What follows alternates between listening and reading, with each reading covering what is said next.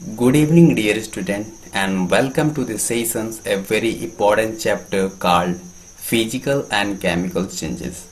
That today we're gonna be talk about physical and chemical changes. तो जैसे हम लोग पिछले वीडियो में हमने पढ़ा था उसी के कुछ लेफ्ट टॉपिक है, हम इस वीडियो में हम उसकी डिस्कशन करेंगे। देखते हैं। सबसे पहले तो आज हम पढ़ेंगे फिजिकल एंड केमिकल चेंजेस। तो all kind of changes discuss can be broadly classified into two type, यानी कि जितने डिस्कशन हम पढ़ेंगे उसको दो भागों में बांटा गया है जितने प्रकार के। तो physical changes and chemical changes, physical changes and chemical changes. तो देख सकते हैं यहाँ फिजिकल चेंजेस है, केमिकल चेंजेस है, यानी कि इसको हम हिंदी में बोलते हैं भौतिक परिवर्तन और रासायनिक परिवर्तन। तो हम इस वीडियो में हम सिर्फ फिजिकल ही चेंजेस पढ़ेंगे, बिकॉज केमिकल चेंजेस हम नेक्स्ट चैप्टर में पढ़ेंगे। तो अभी देखते हैं हम फिजिकल चेंजेस किसे कहते हैं। Changing, I mean physical change in which only the physical properties of substance change without any change its composition are known as the physical changes। ऐसी परिवर्तन या ऐसी रासायनिक परिवर्तन जिसमें सिर्फ उसकी भौतिक प्रॉपर्टीज, उसके भौतिक गुण परिवर्तित होता है, उस पदार्थ के उसके भौतिक गुण परिवर्तित होता है, हम जिसको बोलते हैं फिजिकल चेंजेस। जैसे कोई मैटर है, उसमें कोई नया सब्सटेंस नहीं बनता है तो उसको तो हम बोलते हैं फिजिकल चेंजेस। उसके शेप एंड साइज और कलर चेंज हो जाए लेकिन उसमें कुछ नया चीज फॉर्म नहीं होता है, उसको बोल सकते हैं फिजिकल चेंजेस। तो देखते हैं आगे। देखते हैं during physical changes no new substance are formed and such changes generally reversible changes. Reversible changes होता है, ठीक है। तो फिजिकल चेंजेस के दौरान क्या होता है कि कोई नया सब्सटेंस नहीं फॉर्म होता है। कोई सब्सटेंस है तो एक कोई नया सब्सटेंस नहीं बनता है।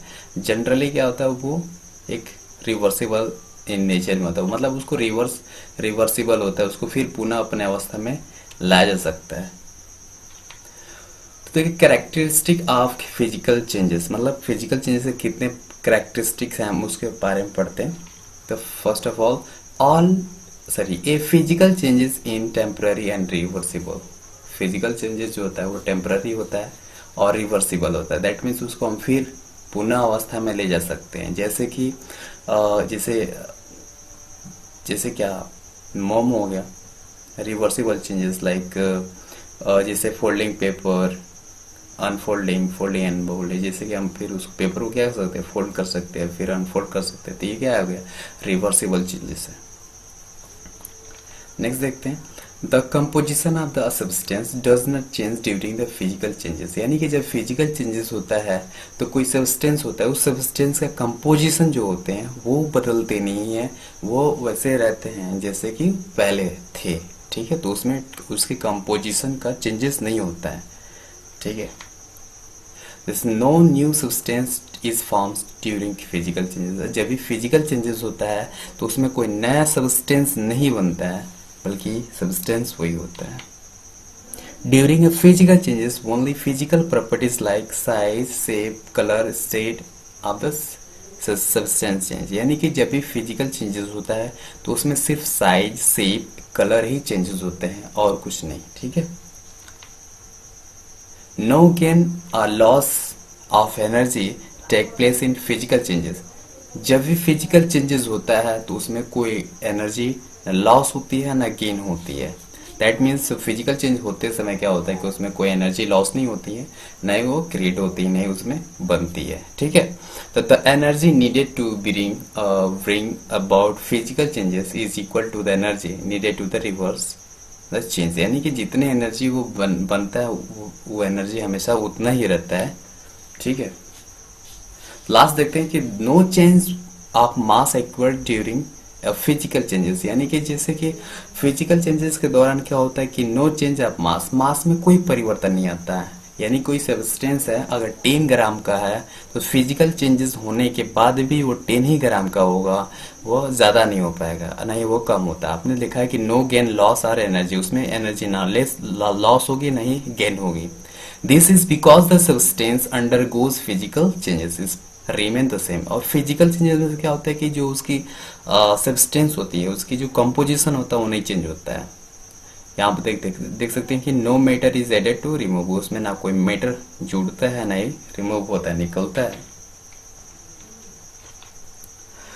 यहाँ देखिए फिजिकल चेंजेस पढ़ेंगे हम, केमिकल चेंजेस नेक्स्ट वीडियो में पढ़ेंगे ताकि फिजिकल चेंजेस को बेहतर समझ पाए। फिजिकल चेंजेस हम देख सकते हैं यहाँ पे कि फिजिकल कुछ एग्जाम्पल है उसको समझते हैं, जिससे कि फिजिकल चेंजेस करते हैं। देखिए आप देख सकते हैं ब्रेकिंग ऑफ ग्लास प्लेट्स, यानी कि आपके घर जब प्लेट्स होते हैं, ग्लास होता है, जब वो टूटता है, ठीक है ना, घर में अब टूट जाता है, glass plates form many pieces when it's break, जब वो टूटता है तो उसके बहुत सारे पीसेस हो जाते हैं। Each broken piece of glass plates is still glass, देखते हैं ना कि जो टूटने के बाद भी वो ग्लास ही रहता है, उसके कंपोजिशन नहीं चेंज हो जाता है। जैसे आपके घर कोई ग्लास है या प्लेट्स हैं, वो टूटने के बाद उसके कई टुकड़े हो जाते हैं, लेकिन वो फिर भी वो ग्लास ही रहते हैं ना। तो इस तरह से ये चेंजेस क्या हो गए, फिजिकल चेंजेस हो गए। ऐसे चेंजेस जिसमें कंपोजिशन ना चेंज होता हो, ठीक है, उसमें सिर्फ साइज शेप चेंज होता है, उसको हम फिजिकल चेंजेस कहते हैं, आपने पहले भी पढ़ा है। दो यहाँ पे देख सकते हैं, जो ब्रेकिंग ऑफ ग्लास है उसका टूटना यानी कि पीसेस हो जाता है, तो पीसेस में भी फिर भी वो क्या रह रहा है, ग्लास ही रह रहा है ना, दूसरा तो कोई फॉर्म न्यू सब्सटेंस तो फॉर्म तो नहीं हो रहा है। तो यहाँ आप देख सकते हैं कि plate is still glass and there is no new substance form, यहाँ पे कोई नया सब्सटेंस नहीं बन रहा है, इसलिए हम क्या बोल सकते हैं, breaking of glass plate is considered to the be a physical changes, यानी ग्लास का टूटना एक फिजिकल चेंजेस है। यहाँ आप देख सकते हैं ग्लास का टूटना। देखते हैं next, okay, drying of wet cloth, यानी भीगे कपड़े को जब हम धूप में सुखाते हैं, ड्राइंग ऑफ वेट क्लॉथ से हम देख सकते हैं कि हम जब भीगे कपड़े को धूप में से सुखाते हैं, evaporation of water takes place when its cloth dry. तो जब हम धूप में सुखाते तो क्या होता है कि उसमें जो नमी होती है, जो वाटर होता है, वो इवापोरेट होके हवा में डिजॉल्व हो जाता है, वो उड़ जाता है, ठीक है ना। Evaporate of water take place when wet cloth is dry, जब हम खुले हवा में या छत में, आप देख सकते हैं कि जब हम छत में कपड़े को सुखाते हैं तो उसमें पानी होता है, वो पानी क्या होता है, धीरे धीरे इवापोरेट हो जाता है, इवापोरेट होकर हवा में मिक्स हो जाता है।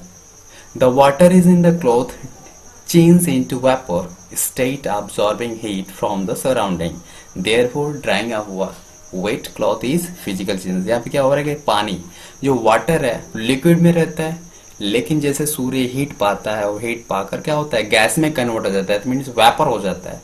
तो वेपर क्या हो रहा है कि वो एक वाटर से वेपर में कन्वर्ट हो रहा है, दैट मीन्स एक लिक्विड है और गैस में कन्वर्ट हो रहा है। तो वहां पे सिर्फ फिजिकल ही चेंज हो रहा है, बल्कि वो जो कंपोजिशन है उसकी कंपाउंड्स है, देखिए अगर जो वेपर है उसकी भी जो फार्मूला देखेंगे हम, मॉलिक्यूलर जो फार्मूला होगा H2O वो भी है, और जो पानी में है, जो पानी के फॉर्म में है, वाटर के फॉर्म में है, वो भी H2O, उसके भी मॉलिक्यूलर जो फार्मूला होगी वो भी H2O ही होगा।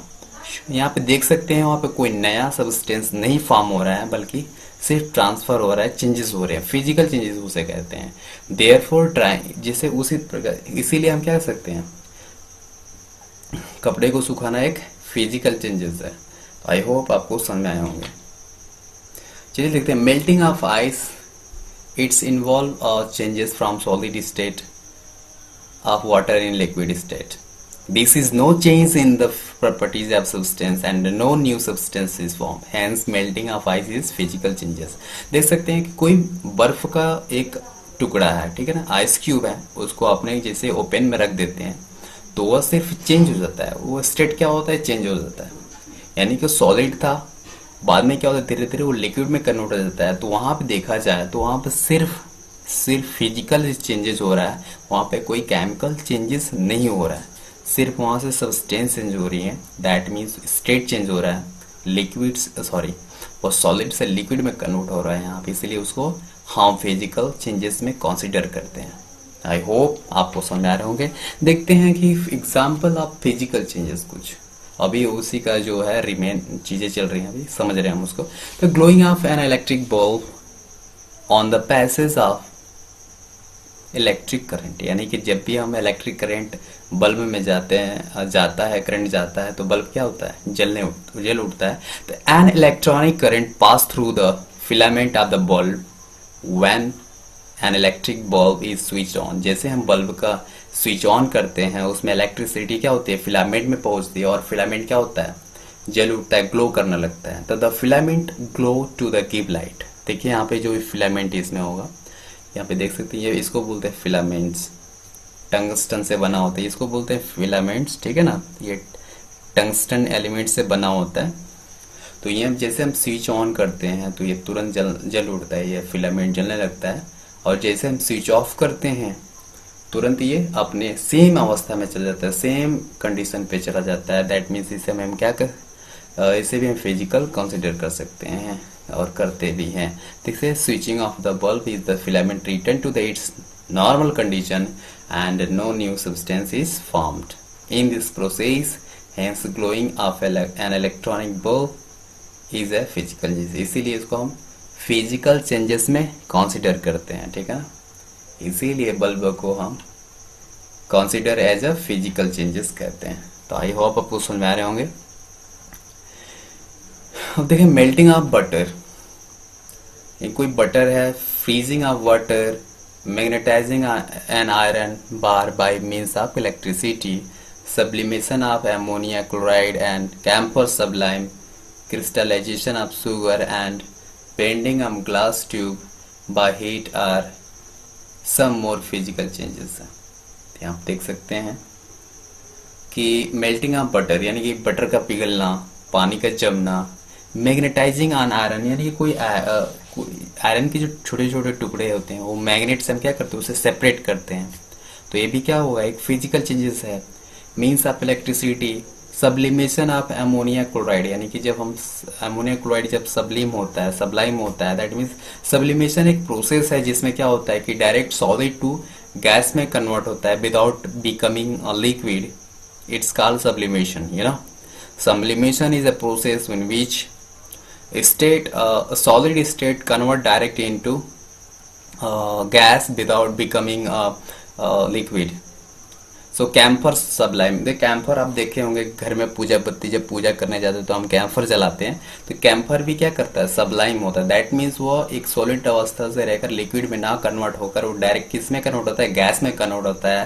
तो यहाँ पे भी एक फिजिकल चेंजेस है। क्रिस्टलाइजेशन ऑफ शुगर, जैसे यहाँ पे शुगर देख सकते हैं क्रिस्टल के जैसे दिख रहा है, तो इसको क्रिस्टलाइजेशन हम करते हैं तो अभी ये क्या होता है, एक फिजिकल चेंजेस है।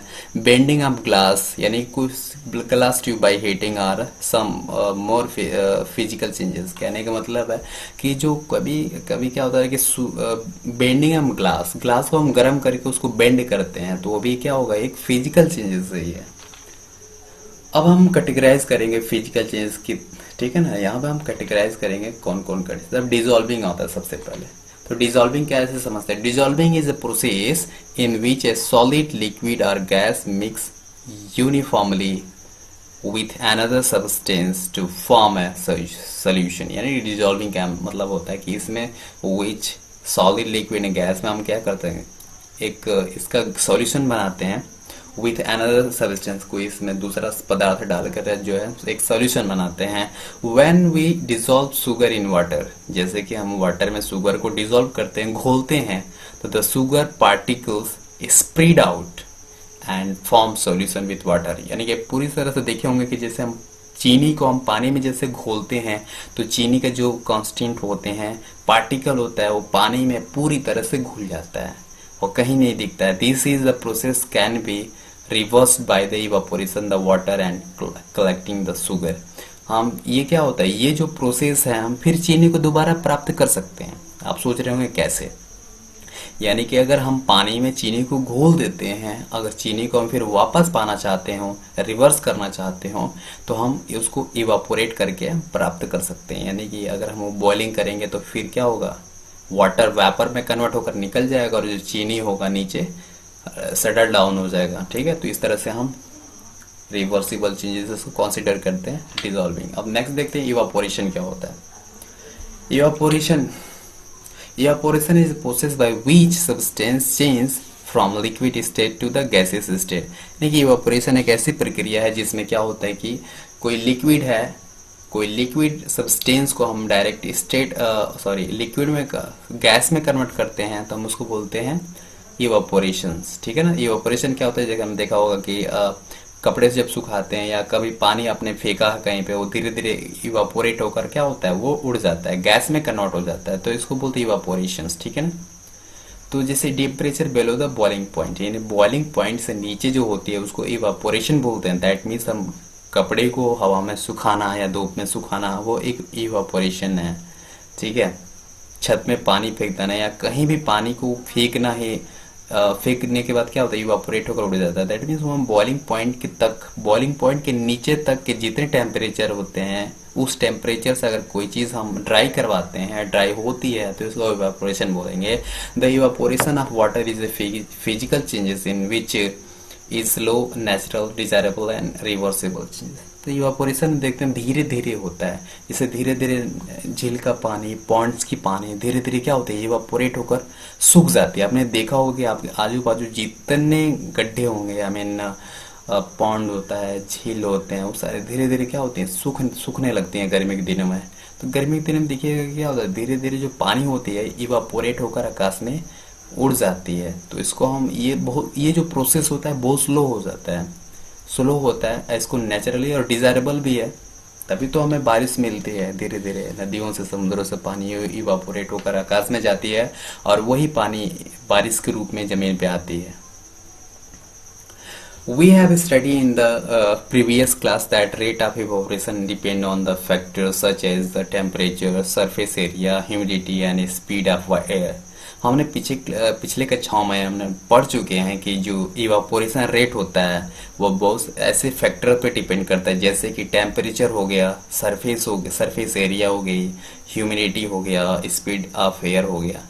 तो ये सारे जो है टेम्परेचर है, surface area, humidity and speed of air, ये जो चारों चीजें हैं, चारों जो टर्म हैं, वो इस पे डिपेंड करता है कि जो पानी की इवापोरेशन रेट कितना होगा। ठीक है।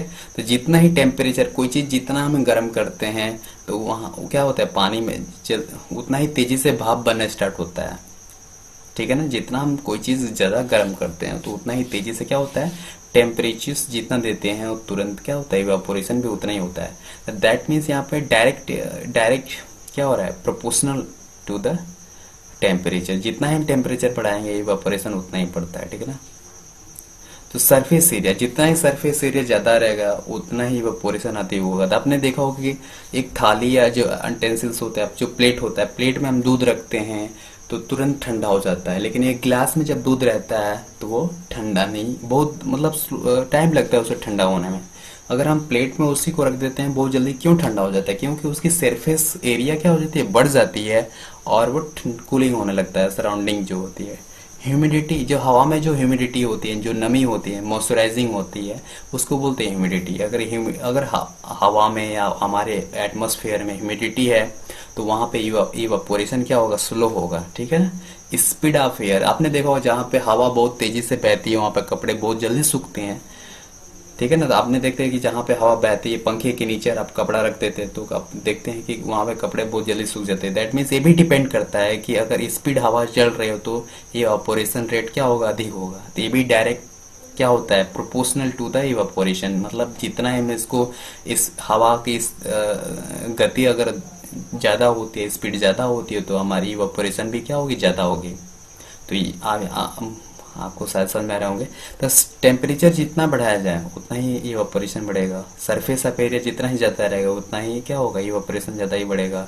ह्यूमिडिटी रहेगी, ये नेगेटिव होगा, यानी कि ये क्या है, ये रिवर्स है, उसके सेम अपोजिट है ह्यूमिडिटी। और स्पीड ऑफ एयर जितना ही ज्यादा रहेगा उतना ही इवापोरेशन तेज होगा। An increase in temperature increase the rate of evaporation, वही बात लिखी हुई है। The rate of evaporation of higher in the surface area larger, जितना ही सरफेस एरिया ज्यादा रहेगा यानी कि क्षेत्रफल ज्यादा रहेगा उतना ही इवापोरेशन तेजी से होगी। And increase in the humidity in the area decrease the rate of evaporation, यानी कि अगर हवा में ह्यूमिडिटी होती है, ह्यूमिडिटी का मतलब क्या होता है कि हवा में जैसे धुंधला धुंधला फॉग के जैसे दिखना, दैट मीन्स मॉइस्चराइजर होना।